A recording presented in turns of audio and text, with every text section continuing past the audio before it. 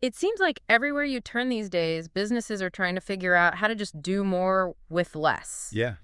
More efficiency, more accuracy, more agility. Right. But obviously, keeping costs down and avoiding any kind of delays or hiccups, Oh, for sure. it's a lot to juggle. Absolutely. And I think that's why all this talk about AI and automation is really starting to gain some traction. Yeah, totally. Yeah. I think people are realizing that this stuff isn't just theoretical anymore.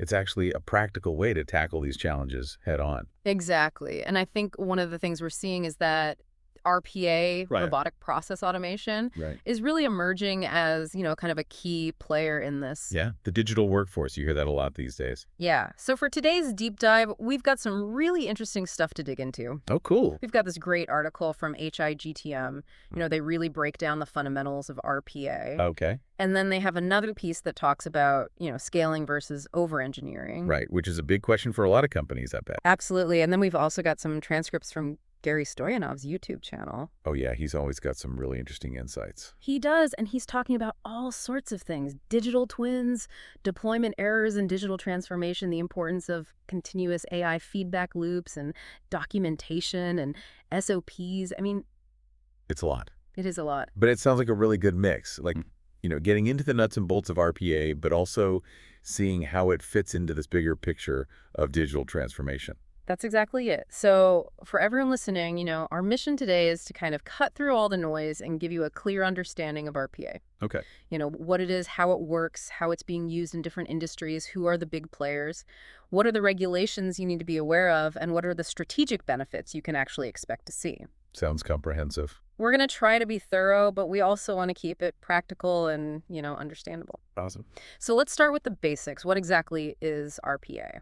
Okay, so RPA is basically using software robots, which we often call bots, to mimic what a human would do on a computer. Okay. Like clicking, entering data, reading information on a screen, things like that. So they're kind of like these little virtual assistants that can take over all that tedious stuff that nobody really wants to do. Exactly, and they can do it much faster and more consistently than a human can. Without getting bored or making mistakes.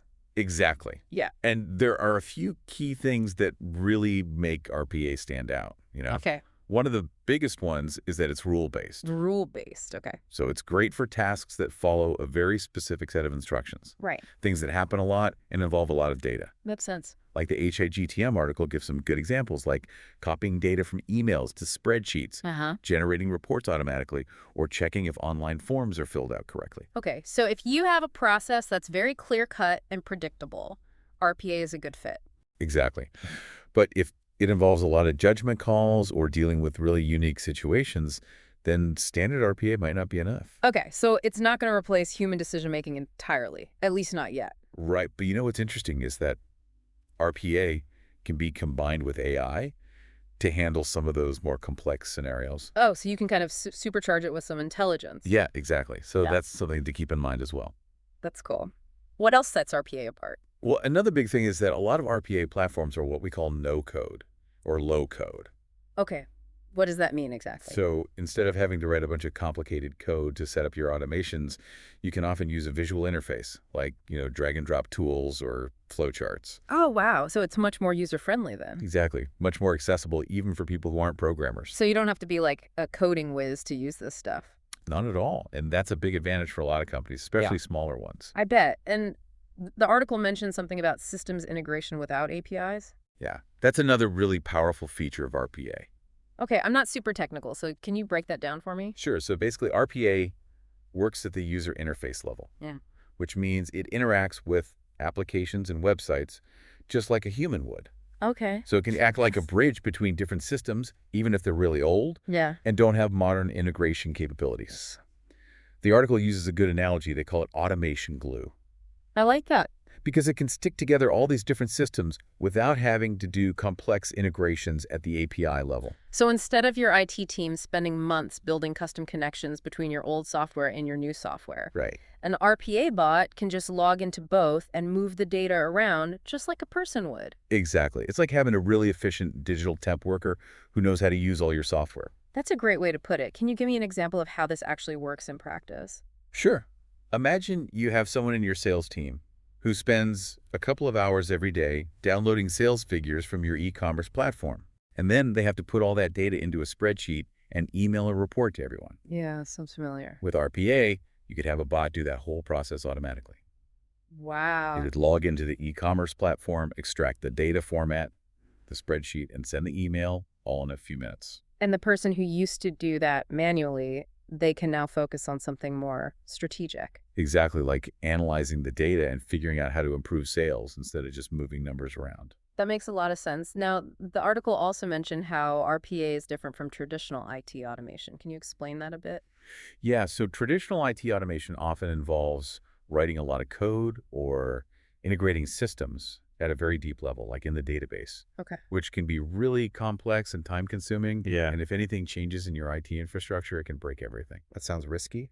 It can be, but RPA works at the user interface level, so it's much more flexible. Okay. If a screen changes or a button moves, you might have to tweak the bot a little bit, but you don't have to rebuild the whole thing. Gotcha. So it's more adaptable. Exactly, and it's also much faster to implement, which is why a lot of companies see RPA as a really good first step towards AI and digital transformation. Okay.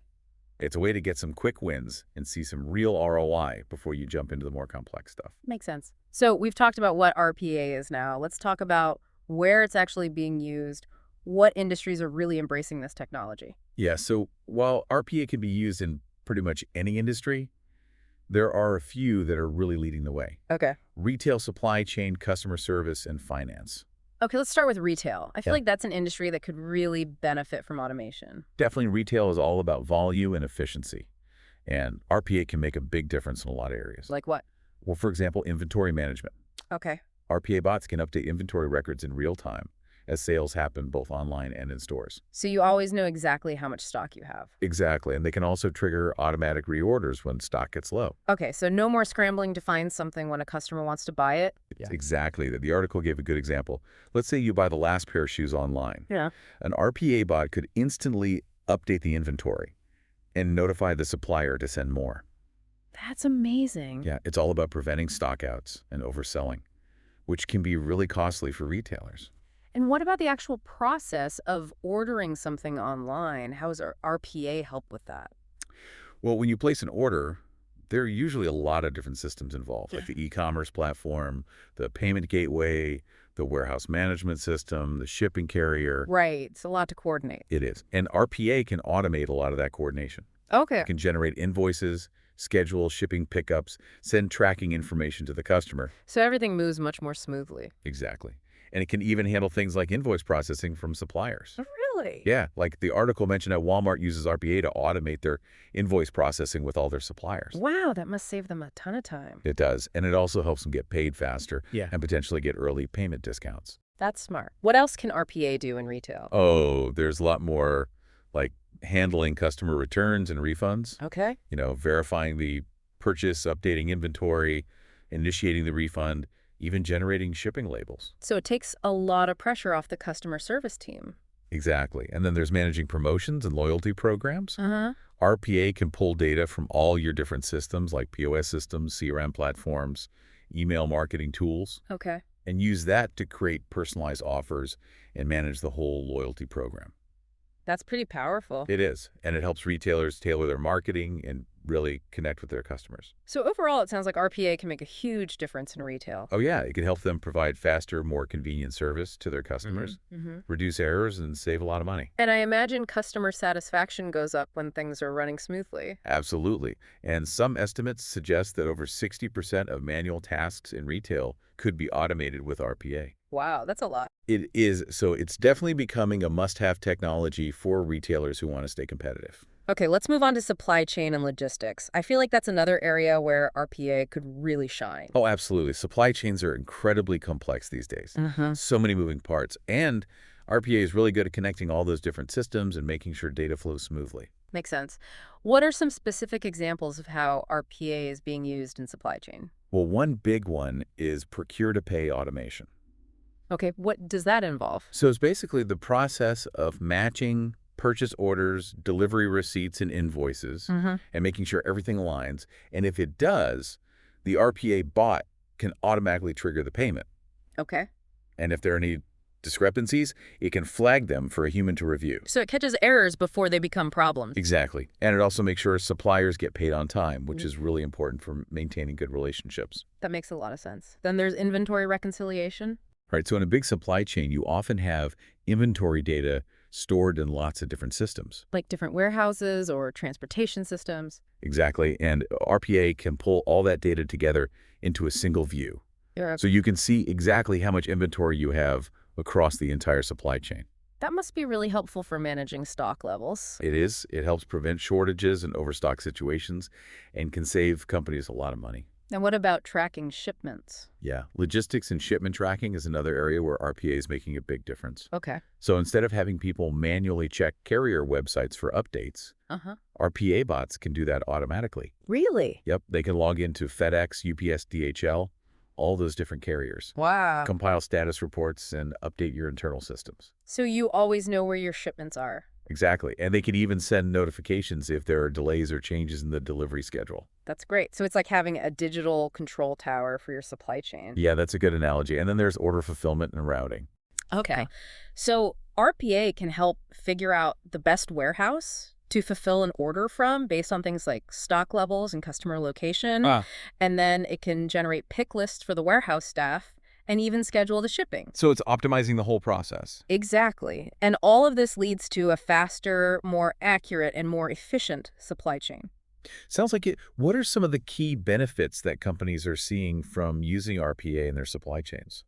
Well, they're seeing things like increased speed and accuracy, fewer delays and disruptions, lower freight costs, and improved overall throughput. That's impressive. The article called RPA a digital expediter in this context. Yeah, because it really helps speed things up and keep everything moving smoothly. I like that. Okay, let's talk about customer service and support. Now, we touched on this a bit with retail returns, but it seems like RPA has a much broader role to play here. It definitely does. Customer service is all about providing fast, efficient, and helpful support. Yeah. And RPA can really enhance that in a lot of ways. Okay, like what? Well, for example, automated customer intake. Okay. So when a customer reaches out through email or a contact form, RPA bots can immediately process that request, Okay. extract key information like their name, order number, and the issue they're having, create a support ticket in your system, and even send an automated acknowledgement to the customer. So the customer knows their request has been received right away. Exactly, which can really improve their experience. It's reassuring to know someone's on it, even if it's a bot. Exactly. And then there's rapid data retrieval for agents. Okay, what's that about?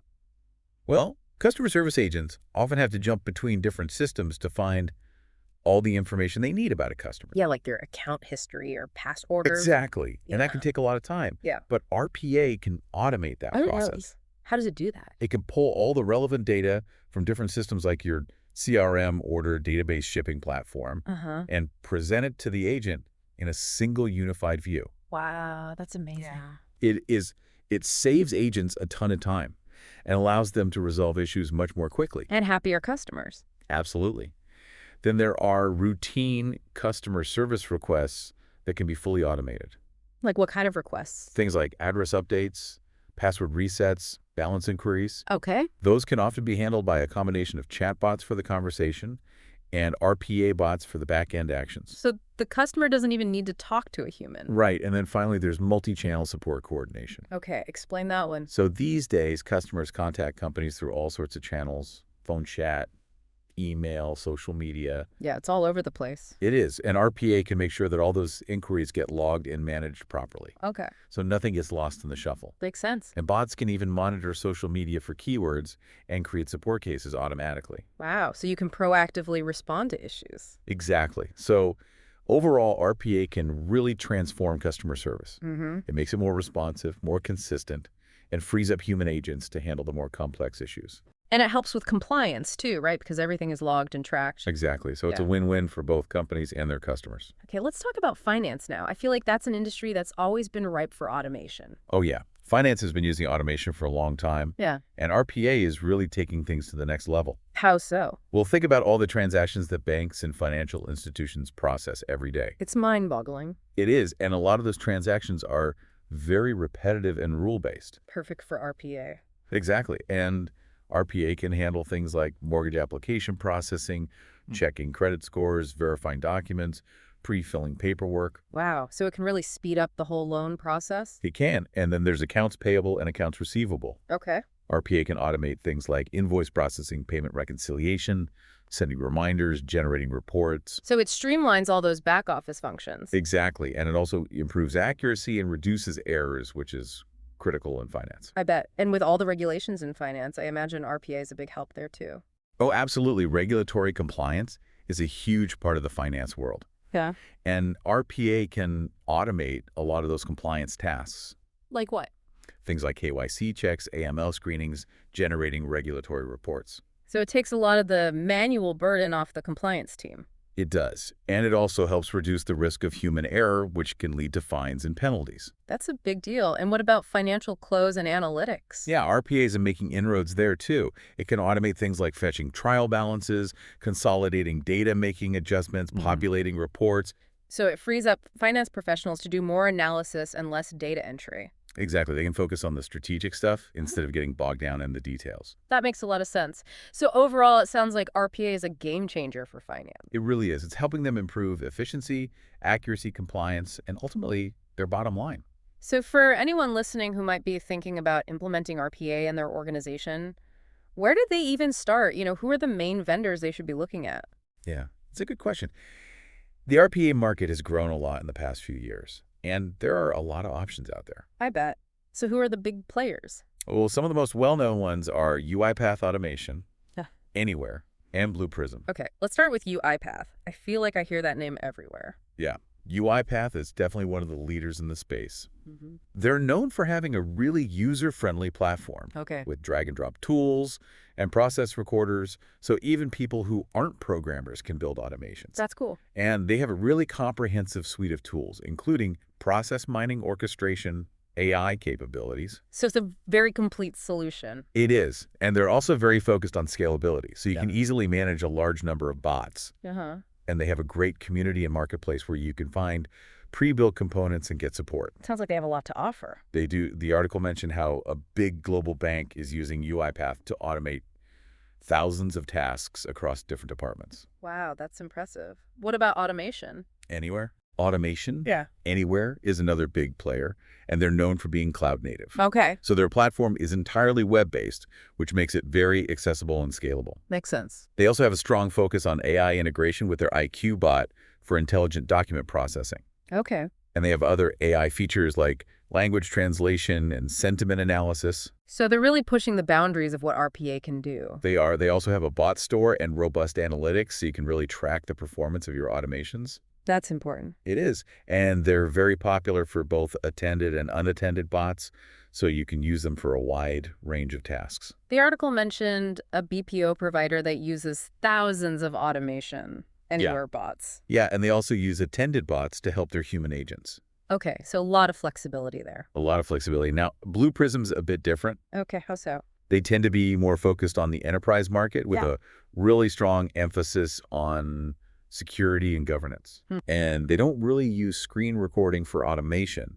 They build everything using visual business objects and their own programming interface. So it's a more controlled and structured approach? Exactly. And that's often preferred by companies in highly regulated industries. Makes sense. They also have a marketplace for AI connectors, and they're known for being very robust and reliable. The article gave an example of a multinational bank using Blue Prism to automate millions of transactions. Yeah, and they have very strict security and compliance controls in place. So a good choice for companies that need that level of rigor. Definitely. Now, there are a few other vendors worth mentioning as well. Okay, who else is out there? Well, there's Microsoft Power Automate, which is a good option for companies that are already using a lot of Microsoft products. Makes sense. It integrates really well with Office and Dynamics. Okay. Then there's Pegasystems, which is more of a suite that includes RPA along with BPM and CRM capabilities. Okay. WorkFusion combines RPA with AI and has pre-built bots for specific industries. IBM RPA is obviously a good fit for IBM users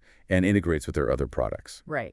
And then there's SAP Intelligent RPA, which is specifically designed for SAP users. So there's really an RPA solution for everyone. There is. The key is to choose the one that best fits your needs, your budget, and your existing technology. And the article mentioned that HIGTM can help companies figure that out. They have a lot of experience evaluating different RPA platforms, and they can even help you run pilot projects to see what works best. That's a great resource now. As companies start implementing RPA, what are some of the regulatory and compliance considerations they need to be aware of? Yeah, that's a really important question because even though RPA can automate a lot of things, it doesn't mean you can just ignore the rules. Right. In fact, the speed and scale of RPA can actually make compliance even more important. How so? Well, if a bot is doing something wrong, it can do it wrong a lot faster Yeah. and on a much bigger scale than a human. That's a good point. So what are some of the key regulatory areas that companies need to be thinking about?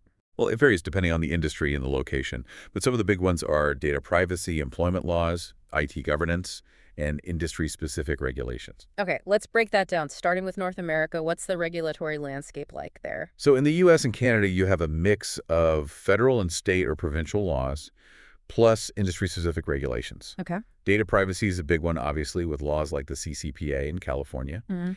And RPA bots often handle personal data, so you need to make sure your implementation complies with those laws. Right, so things like data retention, consent, data access requests, all that stuff. Exactly. And the article pointed out that RPA can actually be helpful for managing data privacy requests. Oh, how so? Well, bots can be programmed to automatically fulfill those requests. Okay, that makes sense. And then you have industry-specific regulations like APA in healthcare, Uh-huh. which requires very strict protection of patient information. Right. So if you're using RPA in healthcare, you need to make sure your systems are secure and compliant with IP. In finance, there's SOX, right? Yeah, SOX requires very strict controls over financial reporting. Makes sense. So RPA implementations in finance need to be carefully designed and audited to ensure compliance. Okay, and what about employment laws? Yeah, especially in unionized environments, large-scale automation can raise some concerns. Uh, So it's important to be transparent with employees about how RPA is being used and involve them in the process. and what about IT governance and security? That's crucial too. RPA bots need to be treated like any other user on your network. Okay. They need unique credentials, access controls, and any changes to their scripts should follow proper change management procedures. So it's all about integrating RPA into your existing control framework. Exactly, and involving compliance and IT security teams from the very beginning. Sounds like a lot to keep track of. It is. But the good news is that RPA can actually help strengthen compliance. How so? Well, by reducing human error and providing detailed audit trails, it can actually make it easier to demonstrate compliance. Okay, that makes sense. Now, what about Europe? What are some of the key regulatory considerations there? Europe is generally considered to have even stricter regulations, especially when it comes to data privacy. Right. GDPR is the big one, obviously, Mm-hmm. and it has a lot of implications for RPA. Like what? Well, things like data minimization purpose, limitation security of personal data, Uh-huh. and respecting data subject rights, like the right to be forgotten and the right to object to automated decision-making. Okay, so you have to be very careful about how you're using personal data with RPA. Absolutely. And you might need to do a data protection impact assessment if your RPA processes involve a lot of personal data. Okay, and the article mentioned that RPA can actually help with GDPR compliance. Yeah, because it provides detailed logs of data access and processing, which can be really helpful for demonstrating accountability. That makes sense. Now, what about employee rights in Europe? Yeah, that's another big area. Transparency with employees is really important. Uh-huh. And in many countries, you might need to consult with work councils or other employee representatives before implementing RPA, Okay, especially if it's going to affect their jobs. makes sense. And you also need to make sure your RPA implementation complies with any existing labor agreements. Okay, and what about specific industries like finance and healthcare? Yeah, they have their own set of regulations in Europe too, Uh-huh. like PSD2 and MiFID II in finance Okay. and EU GMP in healthcare. So RPA implementations in those sectors need to be really carefully designed and validated. Exactly. You can't just automate everything without considering the regulations. And what about data localization and international data transfers? Yeah, that's another big one under GDPR. You have to be careful about where you're storing and processing personal data. Right. So you need to make sure your RPA systems comply with those rules. Okay, so overall, it sounds like compliance is a major consideration for anyone implementing RPA in Europe. It is, but the good news is that RPA can actually be a compliance ally. Well, by automating tasks and providing audit trails, it can actually make it easier to comply with those regulations. Okay, that's encouraging. Now, let's talk about the benefits of RPA, because that's ultimately what's going to drive adoption. Right, so beyond compliance, there are a lot of strategic benefits that companies can expect to see from implementing RPA. Like what? Well, one of the biggest ones is efficiency and productivity gains. Okay. RPA can automate tasks much faster than humans can, and bots can work 24/7 without breaks. So you can get a lot more done in a shorter amount of time. Exactly, and that can be a huge advantage in today's fast-paced business environment. And what about the impact on employees? Well, RPA frees up employees from doing those repetitive, mundane tasks Uh-huh. so they can focus on more strategic and creative work. Okay, so it's not about replacing humans, it's about augmenting them. Exactly. The article talked about taking the robot out of the human, I like that. and it can also lead to higher employee satisfaction and retention. Because they're not stuck doing boring work all day. Exactly, and then there's the cost savings. Okay, how does RPA help with that? Well, for one thing, you can reduce labor costs by automating tasks that were previously done manually. Makes sense. And the article gave a good example. If a task cost $100 in labor, a bot might be able to do it for $10. Wow, that's a big difference. It is. And you can also reduce errors, which can save a lot of money in the long run. Like avoiding fines and penalties. Exactly. And then there are savings on things like IT and training, Okay. because you can often extend the life of legacy systems with RPA. And you don't need to train people on how to do those manual tasks anymore. So it can be a really cost-effective solution. It can, and the ROI can be pretty quick, often within the first year. That's impressive. What other benefits are there? Well, RPA can also improve accuracy, compliance, and risk management. Okay, how so? Well, by eliminating human error, you get higher quality outputs and less risk of mistakes. Mm-hmm. And RPA bots create detailed audit trails, so it's much easier to demonstrate compliance. And the article mentioned a Deloitte study that found that RPA improved compliance for over 90% of companies. Yeah, that's pretty significant. It is. So it's not just about efficiency, it's also about doing things right. Exactly. And RPA can also help with business continuity by providing resilience during disruptions. Okay. And it can even help reduce fraud by flagging suspicious activities. So it's a very versatile tool. It is. And then there's the scalability and flexibility for growth. Okay, talk about that. So one of the great things about RPA is that you can easily scale it up or down as needed. Uh-huh. If you have a sudden spike in demand, you can just deploy more bots. Makes sense. And you can use RPA across different departments, so you can really leverage your investment. Okay. And it can also act as a bridge to AI by integrating cognitive capabilities. So it's a good way to start your AI journey. It is. And the article mentioned that the ROI of RPA can actually increase as you scale it up. This is a virtuous cycle. Exactly. You get Yeah. more benefits as you use it more. That's cool. Now, beyond all these tangible benefits, are there any less obvious but still important strategic advantages to using RPA? Oh, absolutely. RPA can have a big impact on things like strategic focus, employee satisfaction, customer experience, and competitive advantage. Okay, unpack that for me. Sure. So by automating routine tasks, RPA frees up management to focus on more strategic initiatives. Like developing new products or entering new markets. Exactly. And it can also improve employee morale by giving them more meaningful work to do, Uh-huh. which can lead to higher retention rates. And what about customer experience? Well, RPA can help companies provide faster, more efficient, and more personalized service, Okay, which can definitely improve customer satisfaction and loyalty. makes sense. And finally, RPA can give companies a competitive edge by allowing them to operate more efficiently and respond more quickly to market changes. So it's really a strategic enabler. It is. It's not just about automating tasks. It's about transforming the way businesses operate. So for anyone listening who's convinced and wants to start exploring RPA, what should they do? Well, the article had some good advice. Okay. The first step is to identify the processes that are good candidates for automation. You know, the ones that are high volume, rule-based, and repetitive. Exactly. Yeah. And then you might want to consider starting with a small pilot project Okay. to test the waters. Yeah. And it's really important to involve both IT and the business units from the beginning. Makes sense. And don't be afraid to get help from experts like HIGTM. They can guide you through the process and make sure you're successful. Exactly. The article framed RPA as adding a team of digital workers to your organization, I like that. which is a really good way to think about it. It's not about replacing people. It's about augmenting them. Exactly. And it can really help companies thrive in today's digital world. Now, we also talked about Gary Stoyanov's YouTube transcripts. Yep. What were some of the key takeaways from those? Well, he had some good points about avoiding common mistakes in digital transformation. Okay. Like making sure you have a clear strategy managing the scope of your projects and involving the end users.